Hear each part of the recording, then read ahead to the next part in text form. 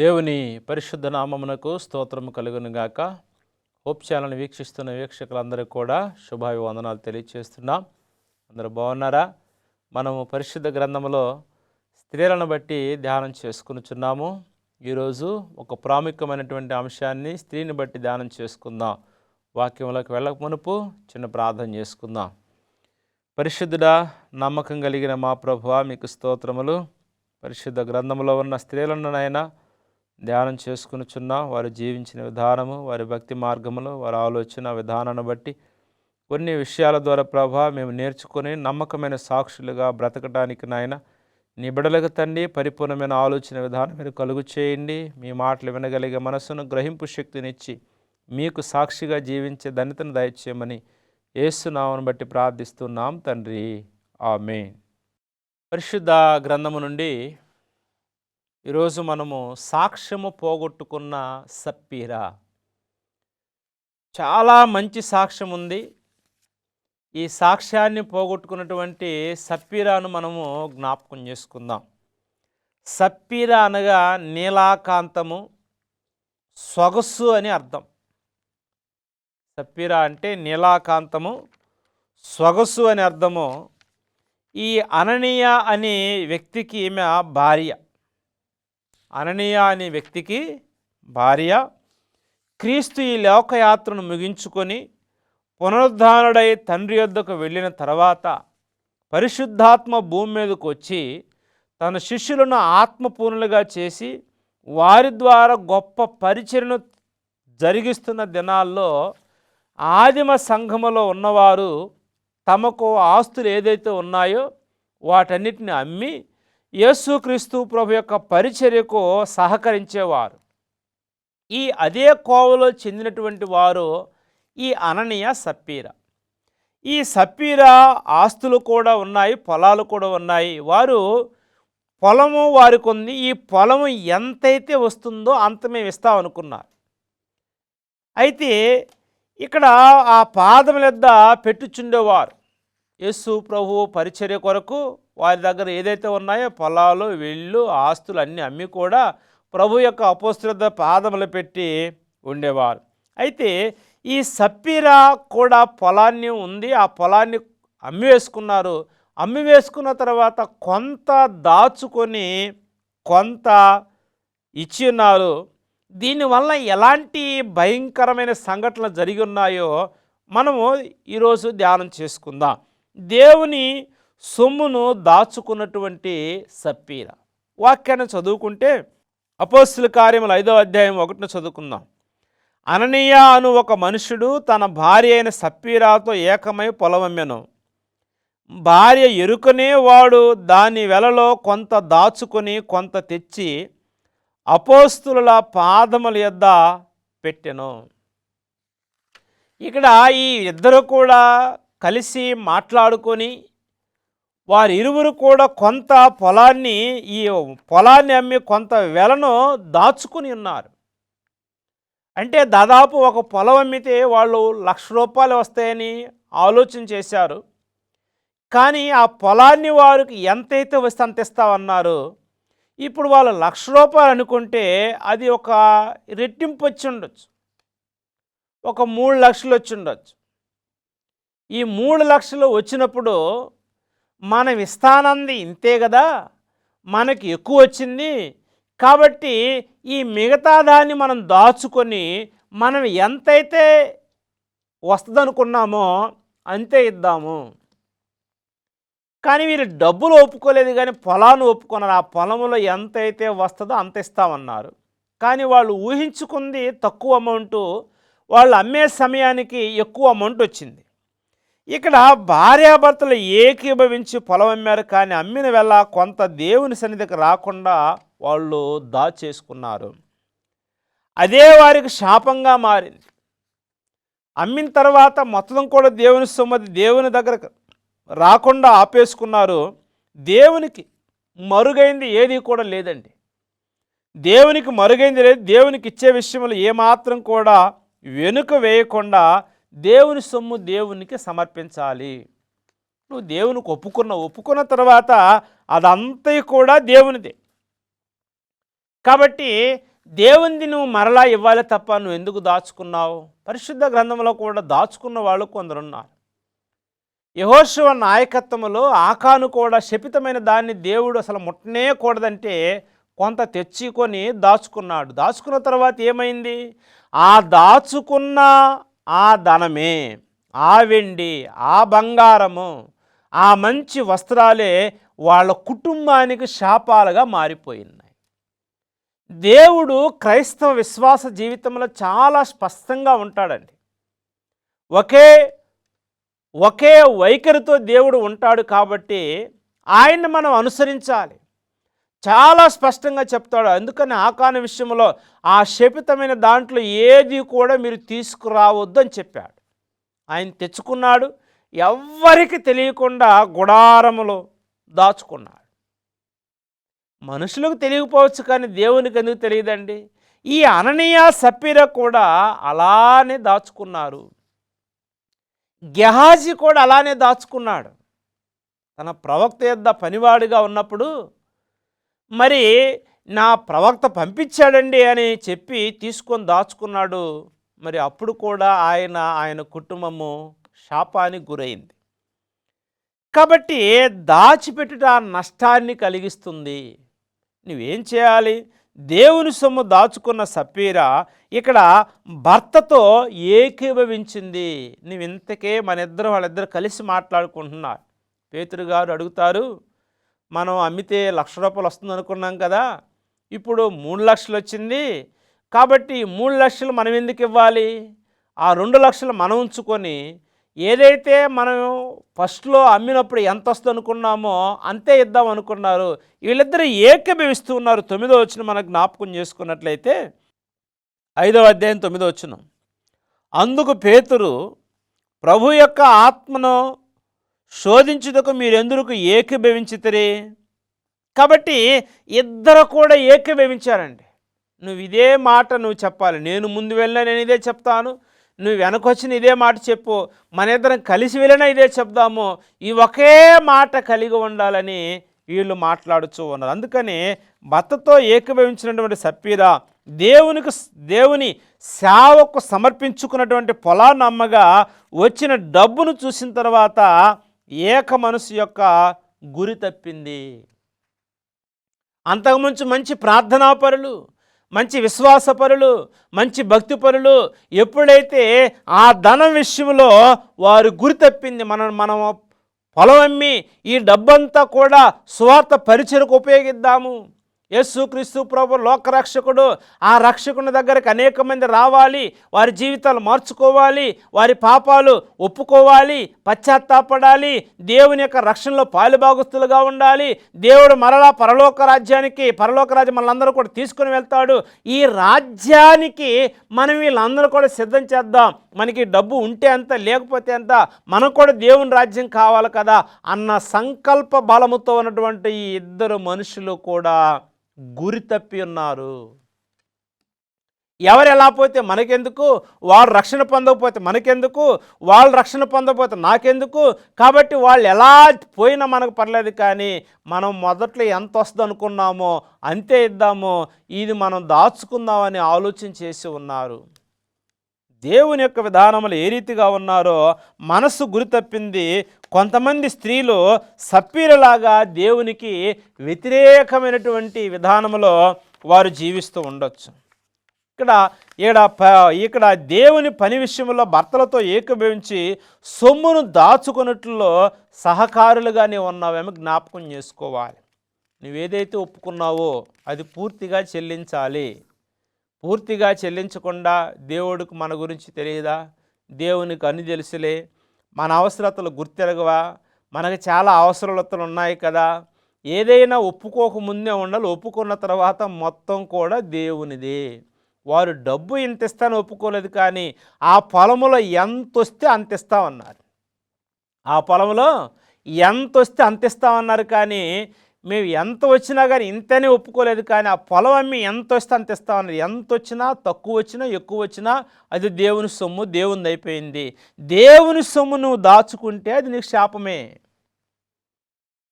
నువ్వు ఏదైతే ఒప్పుకుని, అందుకని వారందరూ ఏకరీతిగా ప్రవర్తిస్తూ ఉంటారంట.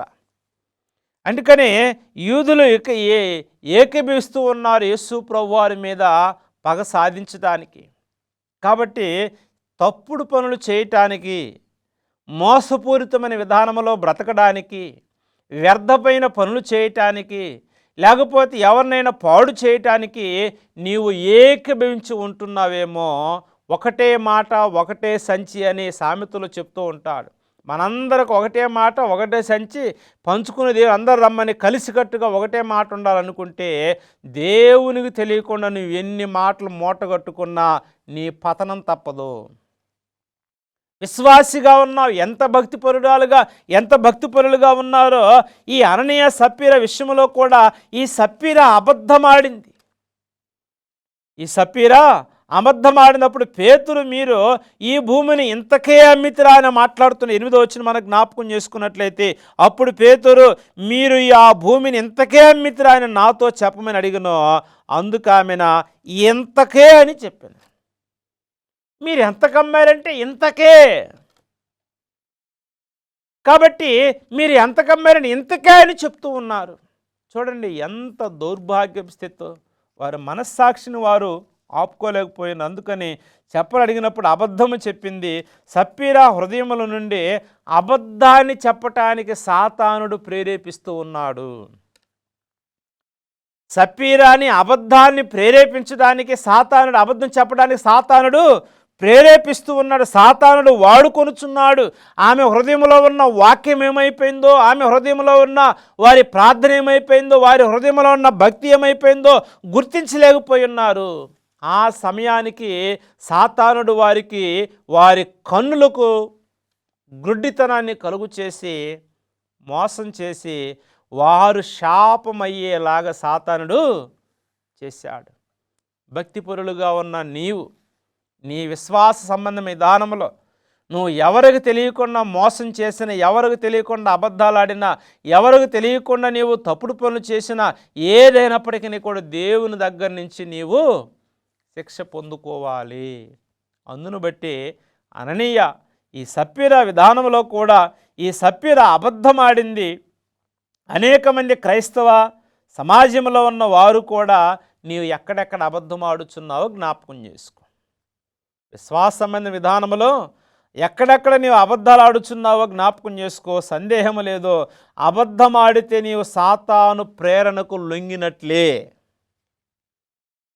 నమ్మకం లేకుండా, నిజాయితీ లేకుండా, విశ్వాసం లేకుండా, యథార్థత లేకుండా నీవు ఎంత భక్తిపరులు, ఎంత ప్రార్థనాపరురాలివి, నువ్వు అబద్ధం ఆడుతున్నావంటే సాతాను యొక్క ప్రేరణకు లొంగిపోయినట్లే. సాతాను ప్రేరణకు లొంగిపోతే నీకు శాపం అనేది తప్పకుండా వస్తుంది. కాబట్టి క్రైస్తవ విశ్వాస జీవితంలో వీరు ఈ అబద్ధమాడి సాక్ష్యాన్ని పోగొట్టుకున్నారండి. ఎంత సాక్ష్యం ఉంది, ఎంత బలమైన సాక్ష్యం ఉంది వారికి. ఎంతగా యేసు ప్రభువారు చనిపోయి తిరిగి లేచి పునరుద్ధరణ వెళ్ళిన తర్వాత పరిశుద్ధాత్మ దేవుడు అనేక మందిని ధైర్యపరుస్తూ ఉన్నాడు, అనేక మందిని బలపరుస్తూ ఉన్నాడు. యేసు ప్రభు యొక్క శిష్యులను సహితము వారు మరలా చేపలు పెట్టుకోవడానికి సముద్రంలోకి వెళ్తే పేతురు గారిని కూడా తీసుకుని వచ్చి ఉన్నాడు. ఇంకా అనేక మందిని ఆయన చనిపోయిన తర్వాత ఎవరు పనులకు వాళ్ళు వెళ్ళిపోతే మరలా ఆయన తీసుకుని వచ్చుకొని ఆయన సువార్త పరిచర్యలో వాడబడుతూ ఉన్నారు.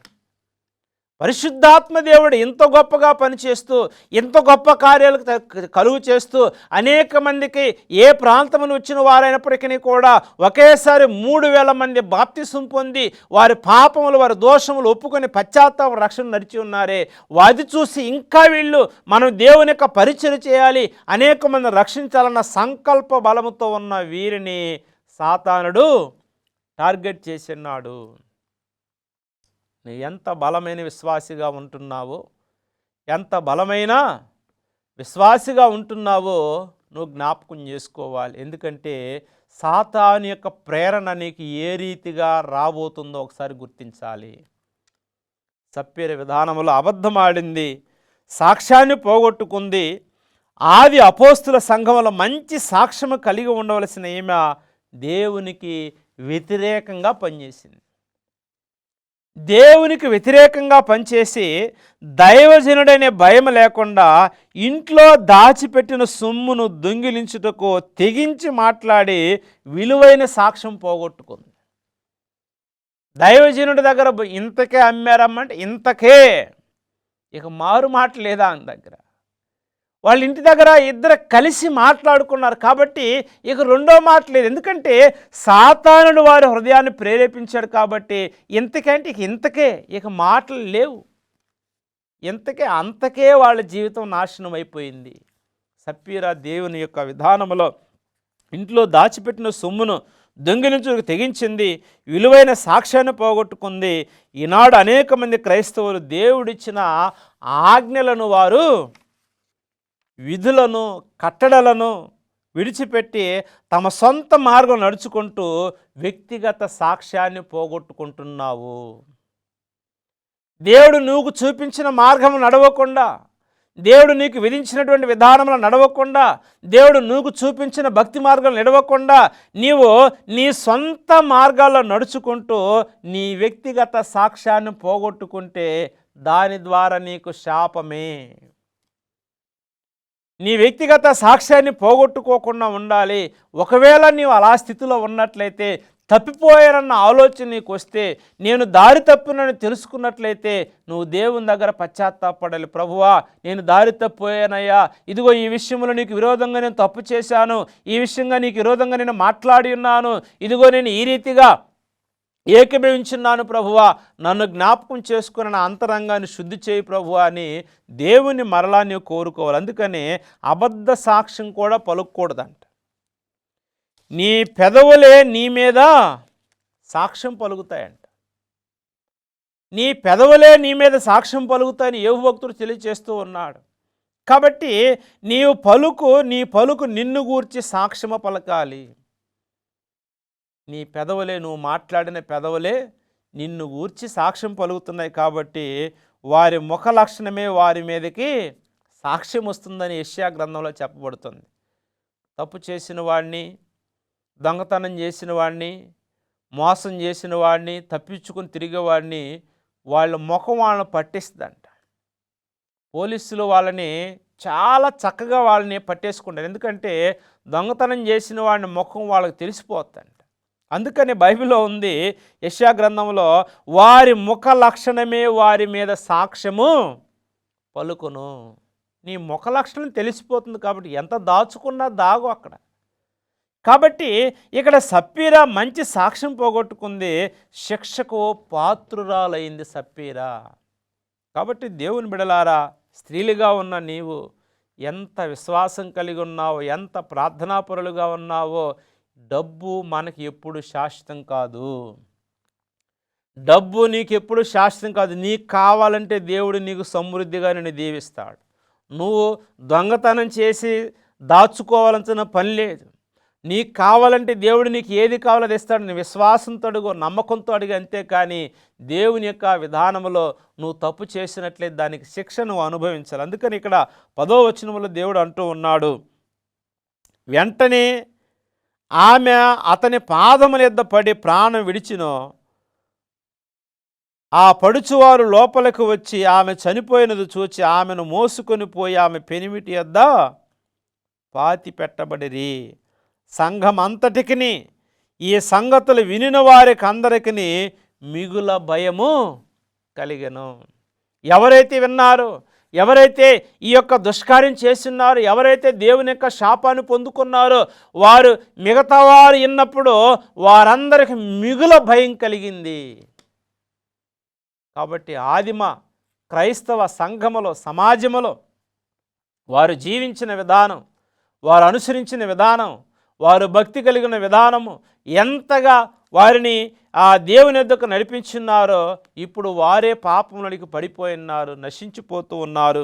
అందును బట్టి ఈ సమాచారం విన్నప్పుడు వారందరూ కూడా సంఘం అంతటికి, ఆదిమ క్రైస్తవ సంఘం అంతటిని కూడా మిగుల భయము పుట్టింది. అందుకని శిక్షకు పాత్రురాలైంది సప్పీరా.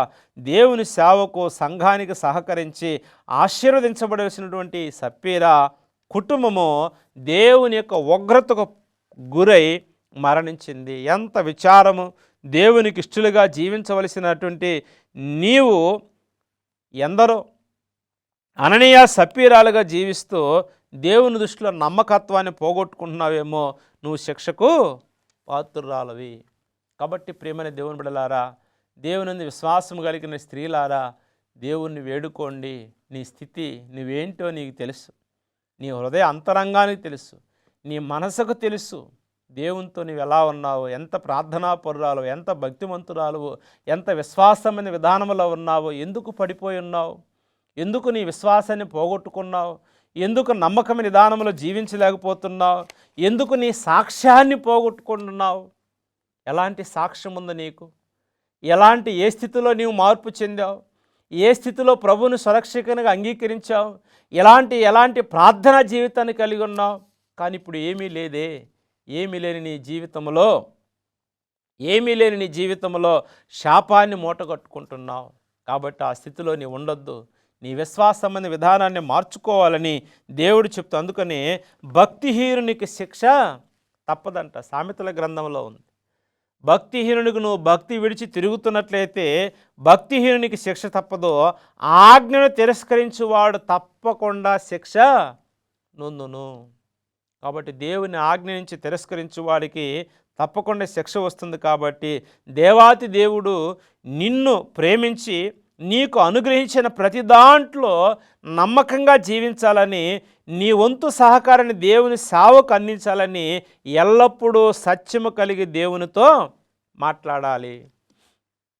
ఎల్లప్పుడూ కూడా సత్యము కలిగి దేవునితో మాట్లాడే స్వభావం కలిగి నీవు ఉండాలని దేవుడు చెప్తున్నాడు. అంతేకాని అబద్ధాలాడి మోసాలు చేసి, లేకపోతే ఇరువురు కూడా ఏకీభవించి నువ్వు ఒకరితో ఒకరు సంఘములో ఎక్కడైతే ఈ భార్యాభర్తలు ఇద్దరు ఏకీభవించి ఒకే మాట కలుక్కున్నారు, సంఘములో విశ్వాసులుగా ఉన్న నువ్వు ఇదే మాట మాట్లాడి నేను ఇదే మాట మాట్లాడతానని నువ్వు అనుకొని ఇద్దరు కూడా శాపాన్ని కూడగట్టుకుంటున్నారేమో జ్ఞాపకం చేసుకోండి. అలాంటి మనుషులు కూడా సంఘములో, సమాజంలో మనుషుల మధ్య, సేవకుల మధ్య జీవిస్తున్నారేమో. నీ సాక్ష్యాన్ని నువ్వు పోగొట్టుకోవద్దు. నీ సాక్ష్యాన్ని ఎప్పటికీ పోగొట్టుకోవద్దు, సాక్ష్యం పోగొట్టుకోవద్దు. ఎందుకంటే యేసుక్రీస్తు ప్రభు యొక్క విధానంలో రక్షణ పొందిన నీవు నీ జీవితాన్ని మలుచుకొని దేవునికి నమ్మకమైన సాక్షులుగా, నమ్మకమైన బిడలుగా ఉండాలని ఈరోజు దేవుని యొక్క వాక్యము ద్వారా, ఈ స్త్రీ ద్వారా, స్త్రీగా ఉన్న నీకు దేవుడు చెప్తున్నాడు. దేవుని యందు నమ్మకం కలిగి ఉండాలని దేవుడు హెచ్చరిక చేస్తూ ఉన్నాడు. దేవుడు ఈ మాటలు దీవించి ఆశీర్వదించబడును గాక. ఆమేన్. ప్రార్థన. పరిశుద్ధుడైన మా తండ్రి, కృపగలిగిన మా దేవ, ఈరోజు నాయనా సాక్ష్యము పోగొట్టుకున్న సప్పీరి ద్వారా మీరు మాట్లాడి ఉన్నారు. మీరు మాటలేందు ప్రభా నీ బిడ్డల నిలకడగా ఉండి అలాంటి సాక్ష్యాన్ని పోగొట్టుకోకుండా, అలాంటి మోసములు జరగకుండా, సాతానికి నాయన వారి హృదయంలో అవకాశం ఇవ్వకుండా నమ్మకమైన సాక్షులుగాను, నమ్మకమైన బిడలుగాను మీ కొరకునైనా బ్రతికి జీవించే విధానములో పరిశుద్ధులుగా, విశ్వాసమైన విధానములో నీతియుక్తమైన మార్గమును అనుసరించే భాగ్యాన్ని ప్రతి ఒక్క విశ్వాసికి మీరు దయచేయమని, నీ కృపలో జ్ఞాపకం చేసుకోమని నజరుడైన యేసు నామమును బట్టి ప్రార్థిస్తున్నాం తండ్రి. ఆమేన్.